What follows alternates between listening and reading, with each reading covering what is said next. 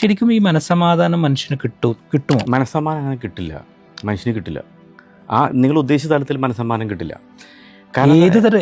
ഏതുതരം മനസ്സമാധാനം കിട്ടാൻ സാധ്യതയുള്ള? അപ്പോൾ അങ്ങനെ ഞാൻ ഉദ്ദേശിച്ചതെന്ന് വെച്ച് കഴിഞ്ഞാൽ, ഇപ്പോൾ നമ്മൾ നോക്കുമ്പോൾ നമ്മൾ പലതും കാണുന്നു, നമ്മൾ മൊബൈൽ ഫോൺ എടുക്കുന്നു, അതിലെ സന്തോഷമുള്ള ജീവിതങ്ങൾ നമ്മൾ കാണുന്നു, ആരോഗ്യമുള്ള മനുഷ്യരെ കാണുന്നു, അതുപോലെ എപ്പോഴും നല്ല ചിന്തകൾ വരണമെന്ന് ആഗ്രഹിക്കുന്ന, എങ്ങനെ നന്നായി ചിന്തിക്കണം എന്നൊക്കെ പറയുന്ന, എന്ന് വെച്ചാൽ പോസിറ്റീവായിട്ടൊക്കെ പറയുന്ന അങ്ങനെയുള്ള കാര്യങ്ങൾ നമ്മൾ കാണുന്നു.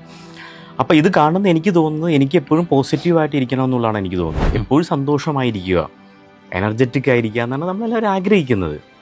അതൊരു ആഗ്രഹം മാത്രമാണ്. പക്ഷേ എന്ന് വെച്ച് കഴിഞ്ഞാൽ ഭരണം വരെ ആഗ്രഹം അല്ല, അങ്ങനെയല്ല. എനിക്കൊരു സമാധാനം വേണമെന്ന് ഞാൻ ആഗ്രഹിക്കുന്നത് ഒരു ഇൻഫർമേഷനാണ്, എൻ്റെ ഒരു ബോധമാണ്. ഞാനിപ്പോൾ സംസാരിക്കുന്ന ബോധത്തോടു കൂടിയിട്ടാണ് സംസാരിക്കുന്നത്.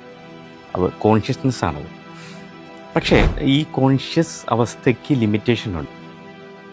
ഞാൻ മനസ്സിലാക്കുന്ന എനിക്ക് സമാധാനം വേണമെന്ന് ഞാൻ നിശ്ചയിക്കുമ്പോൾ എനിക്ക് അങ്ങനെ സമാധാനം എനിക്ക് ലഭിക്കില്ല.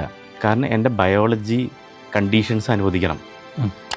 എൻ്റെ ഹാർട്ട് റേറ്റ് വളരെ ഉയർന്നിരിക്കുന്ന അവസ്ഥയാണെന്ന് കരുതുക, സ്ട്രെസ് വന്നിട്ട്, അല്ലെങ്കിൽ ഹോർമോണിൽ വരുന്ന വ്യതിയാനം കൊണ്ട് അങ്ങനെ ആവാം, അല്ലെങ്കിൽ എൻ്റെ ഗട്ടിന് എന്തെങ്കിലും ഇഷ്യൂസ് ഉണ്ടെന്ന് കരുതുക, അല്ലെങ്കിൽ എൻ്റെ ഇമ്മ്യൂണിറ്റി പ്രശ്നം ഉണ്ടെന്ന് കരുതുക. ഇതിൻ്റെയൊക്കെ മെസ്സേജസുകൾ നമ്മുടെ നെർവസ് സിസ്റ്റത്തിലേക്ക് ഇങ്ങനെ കറസ്പോണ്ട് ചെയ്തുകൊണ്ടിരിക്കുന്നുണ്ട് ഓരോ നിമിഷവും.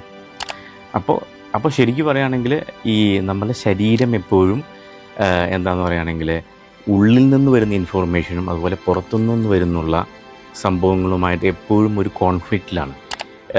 ഇതിൻ്റെ ബയോകെമിസ്ട്രി അങ്ങനെയാണ്. കാരണം എവിടെയാണ് പ്രശ്നം നോക്കുക, അതുപോലെ തന്നെ അത് പരിഹരിക്കാനുള്ള വഴികൾ നോക്കുക, അതാണ് ഈ ശരീരം ഉദ്ദേശിക്കുന്നത്. അപ്പോൾ ഞാൻ മനസ്സമാധാനത്തോടെ ഇരുന്ന് കഴിഞ്ഞാൽ എന്നെ എന്തെങ്കിലും ജീവികൾ പിടിച്ചു കൊല്ലും.